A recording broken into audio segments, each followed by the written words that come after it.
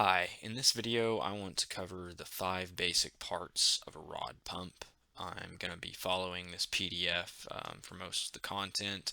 You should have access to this PDF as well. It is called Pump O2 Basic Parts Diagrams, and I'll ask that you either have this PDF open on another screen from this video, open in front of you either on your computer or print it out to where you can see it. I suggest that you pause the video at any time you like and take notes about the parts that we're going to talk about. And so with that, let's get started on this. So the 5 basic parts of a sucker rod pump are listed out here. You have the barrel, the plunger, the traveling valve, the standing valve, and the hold down assembly. So we will talk about them in detail one by one in this order. But first, I'll do a brief overview of each part and point each part out to you on this little diagram that we have here. So the barrel is this middle part right here. So not including anything above here and not including anything below here. We're talking about this part right here. It's a tube that typically goes in the middle of the pump, and it's always on the outside of the pump. Um, these are typically pretty long. They can range, they could be 2 feet, they could be up to 24 feet or even longer. Most ones that you'll deal with will be in the 6 to 12 foot range, I would say. You could definitely see some longer than that. You could definitely see some shorter, but on average, I think you'll see a lot of 6 to 12 foot barrels that you'll end up working with, just to give you an idea of how long this actually is. Obviously, it's shrunk down for the diagram, but when we're talking about a barrel, we're talking about this middle part in here. Next, the plunger is talking about this piece right here. So nothing above this point and nothing below this point, just this middle part right here. The plunger is smaller in diameter to the barrel, and it actually fits down inside the barrel. It'll form a very tight seal with the inside of the barrel, and it's the part that typically moves up and down. Now, in some pumps, the barrel can actually move, and the plunger sits stationary, but we are not going to talk about that in this video. Um, Next, we have the traveling valve, which on most pumps will go on the base of the plunger. Now, in some pumps, it might be on the barrel. Again, something we're not going to cover in this video. But the traveling valve is always going to be the valve that moves up and down with the rod string. It is the valve that is actuated by the rod string. And so in this diagram, the traveling valve is on the base of the plunger right here. The standing valve, very similar in how it looks to the traveling valve, is always going to be the valve that's sitting still. And in this diagram, it is below our barrel and above our hold down assembly. Just remember that the traveling valve is always the one that moves.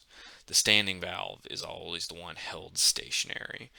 A hold down assembly is the part of the pump that seats into the tubing, or the seating nipple as it's called, on the bottom of the tubing string. It forms a seal with the seating nipple and allows fluid to pass into the pump but not around it. So it has these rings that form a seal, and it holds the entire pump down. So as the rod string is moving the plunger or the barrel up and down, the hold down assembly will hold the other part in place. So in this diagram, the barrel is being held in place so that the plunger can be moved up and down. So that's the function of the hold down assembly, is to create a seal with the tubing and to hold the stationary part of the pump in place. So moving on, here's a bit of a better diagram of each of these pieces. So we have the barrel here in yellow. We have the plunger here in red. Here is the traveling valve again. Here's the standing valve, and here's the hold down assembly. I really like this image. I suggest you refer to this one a lot, and study it, take notes on it, because you'll deal with a lot of pumps that look very much like this. It just does a great job of illustrating what each of the 5 basic parts are, what they look like.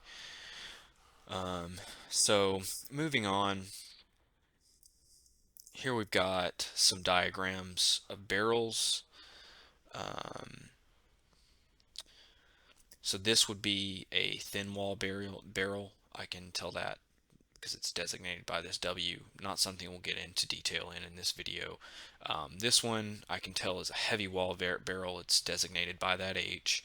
Um, and this one is for a tubing pump. I know that because it has this T right here. We'll cover what I just mentioned here with these letters in another video, so don't worry about that for this video. Um, but on this barrel, some barrels have threads on the inside, and you can see it's, let me maybe zoom in a little bit so I can get a little bit more detail on this. So on this barrel, you can see the diagram shows this piece fits up into the barrel.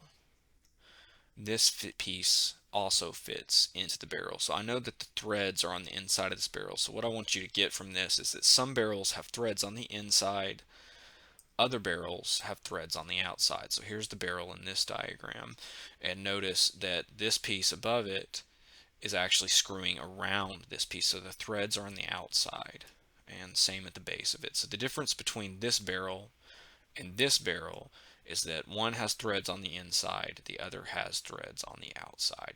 You will see both of these types. So again, the takeaway of this, all that I want you to learn from this little segment in this diagram, is that some barrels have threads on the outside and some barrels have threads on the inside. Ones with threads on the insides, this would be a box thread. The threads are boxed in on the inside. Um, Barrels with threads on the outside, these are called pin threads. That means that they're like a pin on the outside of the thread, or at the outside of the barrel. Um, Another way to say this is these are female threads and these are male threads. So box threads are female threads, pin threads are male threads, and that's true outside of just barrels, but that is the way we refer to them with barrels, is box and pin threads. Let me zoom back out. So yeah, study these diagrams of barrels. Really get a look at them and understand what they are. Let's see what we have next. Okay, so moving on to plungers. We've got a few different types of plungers shown here. Most of these, like these on the right side, we don't really deal with much, if ever. You'll see a lot of ones that look like this and this.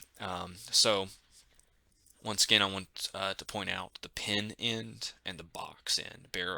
Plungers have that same thing where some of them have threads on the outside, some of them have threads on the insides. They effectively do the same thing, they're just used in different configurations.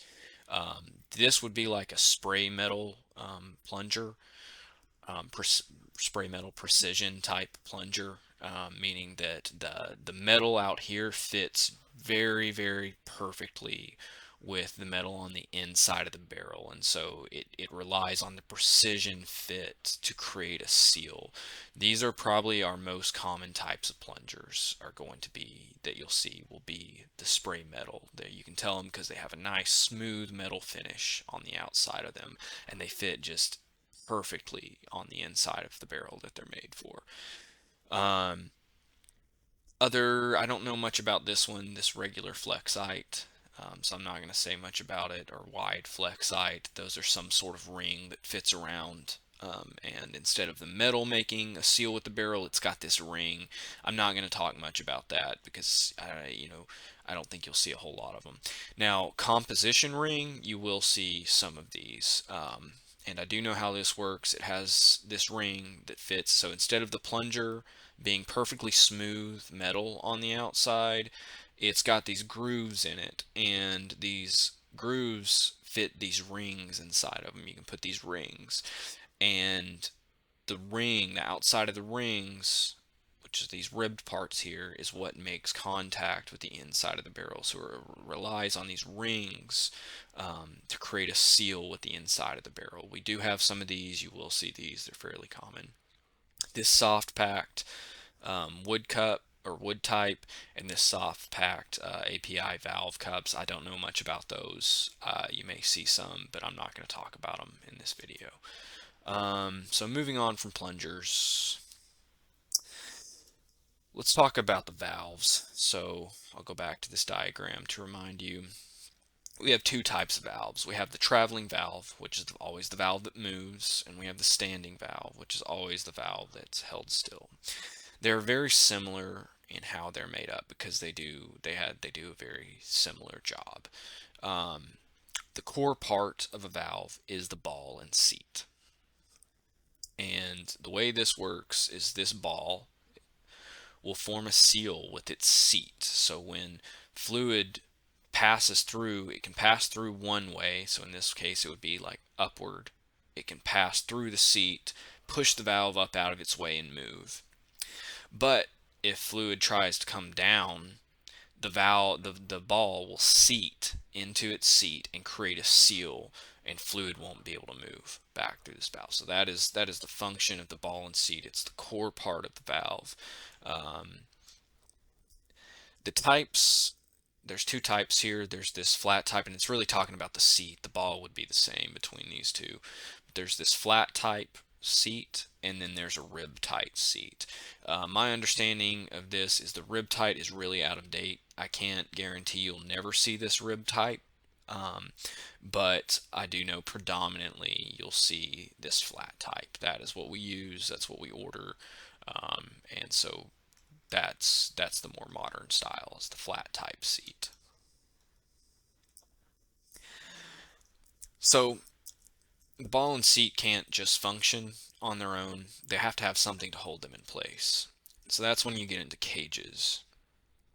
And there's a couple types of cages. There's closed cages and open cages. We're not going to talk about these in this video. They do something very similar to the closed cages, but have a slightly different function that we're not going to get into. So for the balls and seats, for the traveling valve and the standing valve, we'll talk about the closed cages. Again, with the box and pins, you have some that have boxes on both sides, some that have box and pin on one side, and then some that have pin and pin on either side. And so they're just used for different configurations. They all do the same thing. You can fit the ball up inside the cage and then push the seat up behind it. And then when something gets threaded into these threads, it pushes that seat into place, and it will allow fluid to pass through this whole thing like a tube, or through this. It'll allow fluid to pass through this tube that's been created, and fluid can move past the ball and seat one way, but if it tries to come back, the ball seats and can't move back the other way. So what it is a check valve. It is checking the fluid and stopping it from moving one way. Between the standing valve and the traveling valve, they both look very similar as far as balls and seats and cages as well. Moving on, these are just more diagrams of cages. I think probably the most common type you'll see will look like this, and this right here. Again, you can ignore these open type cages for the purposes of this video. We're not talking about those. And so anyways, those are what your cages look like. We have some more diagrams here. Yeah, this cage right here and these two, yeah, these three cages right here are really the ones you're going to see a lot of. Oh, and this one even shows, let's zoom in on this one. That's nice. It shows the ball and seat inside of it. Yep. So here's your seat. You can just barely see it down here. So first, when when you deal with cages, you'll push your ball up into it, and then you'll push your seat behind it.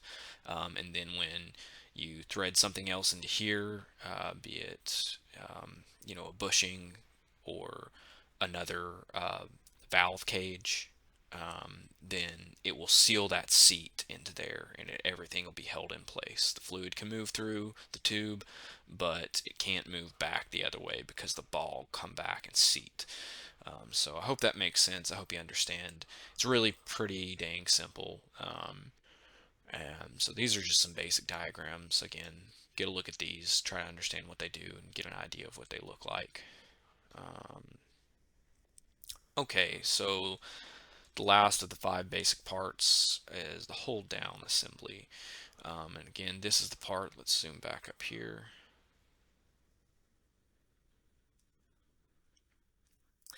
This is the part that seats into your tubing, or the part at the base of your tubing called the seating nipple will seat and will mate with this part and form a seal and allow fluid to move up through the pump but not around the pump. That's the main purpose of the seating assembly. It's also to hold the stationary part of the pump down. Let's take a look down at our seating assemblies. So there's a couple different types of seating assembly. There's the cup types and there are the mechanical types. I cannot guarantee you'll never see a mechanical type seat, but predominantly you will be working with cup types. Definitely all of Cantrell Energies are going to be cup types, and most of anybody else will use cup types. I don't really know much about mechanical types, so I'm not going to talk about them in this video. But let me see what other diagrams I have. So the seating assembly has it's made up of several parts, and I can't show it very well in this diagram, but it has what's called a mandrel, which would be this outer part here. And so the mandrel actually, it's this top part right here, and then it extends down. It's got this tube that extends through here, and then here is the bottom of the mandrel. And this mandrel and this mandrel would actually be the same. They just they're configured a little bit differently depending on where you want them to sit on the pump. I'll talk a little bit about that in just a second. But on the mandrel, you can slide these plastic cups. So there's a cup here, there's a cup here, and there's a cup here, and they're made of plastic, and they've got these metal pieces in between right here and right here to hold them apart, and then they have this nut that screws on and keeps them tight on there. And so basically the effect of this is you have this tube that fluid can move through, but on the outside of it you have these plastic rings held securely in place. And so when you lower your pump into your tubing into the bottom of your hole, whenever this makes contact with the seating nipple, it tapers this way. So this would be the smallest ring of the plastic rings, and this would be the widest, and that is what seats and forms your seal. At the top, you have what's called the no-go, and I don't know, this may be what you would call the no-go. Anyways, at some point on a seating assembly, you have what's called a no-go, and it literally just means it's the part that can't go through the seating assembly. It's going to stop there, so it'll allow these plastic cups to sink into the seating assembly, grip tight, make a seal, but the pump can't drop below that. The no-go will stop it. And so just the takeaway from this is that is what the seating assembly does. It just seats into the seating nipple, creates a seal, and holds the stationary part of the pump in place. Some pumps, the hold down assembly is at the top of the pump. Some pumps, the hold down assembly is at the bottom of the pump. Some pumps, the hold down assembly is connected to the plunger. Most pumps, the hold down assembly is connected to the barrel. And so I'm not going to go into detail on the configuration of pumps. We'll cover that in other videos. But that is the reason why this says top. So this would be what a hold down assembly would look like for the top of the pump. So your barrel would screw on right here. And so your barrel would actually go all the way through your seating nipple, and your seating nipple would come up into here and seat at the top, at the very top of the pump. This one is for a bottom hold down, and so this screws on to the bottom of your barrel, or below your barrel assembly. So your valves would be above this. Your standing valves would be above this, but this would be at the very bottom of the whole pump, and it would come and sink into your seating nipple, and it would seat right here, and so the whole pump would actually be above this seating assembly. So I do want you to understand that seating assemblies aren't always on the bottom, they can be on the top. And then let's see if we have one. There is another type of pump where the barrel is actually the part that moves instead of the plunger. And in that case, the seating assembly looks very much like this, but instead of the barrel screwing on here, um, you have a tube that connects to the plunger that screws on here. And so that's all the detail I'm going to give you. You don't need to worry too much about that right now, about different configurations of pumps. We'll go into more detail on that in another video. Um, to finish this video off, so that's going to be the end of the PDF. I do want to show you a quick video, if I can get it pulled up here. Let's see. Yeah, I want to show you this video right here, and we'll watch this pump in action. This is the type of pump, so let me go ahead and just point parts out before I start the video. So here is the barrel. It's right here and over here as well. It's a round tube. Obviously, we have a two-dimensional view over this, so it looks like just a side here and a side here. But you have to picture, you can see it connected at the top. This is a tube right here. We're just looking at a two-dimensional cross-sectional view. So anyways, here's your barrel right here. Here's your plunger. Obviously, everything is shrunk down so that we can see everything in one view. Pumps are very long, so the length of this plunger is very unrealistic to what their actual size would be. These can be 4, 6, even 8 feet long. Most of them you'll deal with, I think, plungers will be in the 2 to 4 foot range. But obviously, this plunger looks very small in here so that we can see it. So barrel on the outside, plunger on the inside. Here is your traveling valve, the valve that moves, connected to the bottom of your plunger, because in this pump, the plunger is moved up and down. The plunger is actuated by the rod string. We have our standing valve connected to the bottom of the barrel, because the barrel is what's being held still in this configuration. And then below that, we have the seating assembly connected to the bottom of the barrel. So in this pump, the seating assembly is on the bottom, the barrel is held stationary, the plunger travels up and down. And so I'm going to play this video and we can kind of see everything in action. So the plunger is pulled up through the barrel, the standing valve opens. The plunger is pushed down through the barrel, the traveling valve opens, the standing valve closes, and fluid is moved up that way. And so there you have it. There's all your basic parts. Feel free to watch this video as much as you want and see the plunger moving up and down, the valves opening and closing, the seating assembly holding everything in place and creating that seal so that fluid has to pass through here instead of around it. Here's the rings we talked about earlier on the seating assembly. Those are those plastic rings, is what's being shown right there. Let me rewind it a little bit. This would be the seating nipple right here. So the seating assembly, you can see, has come down through the seating nipple.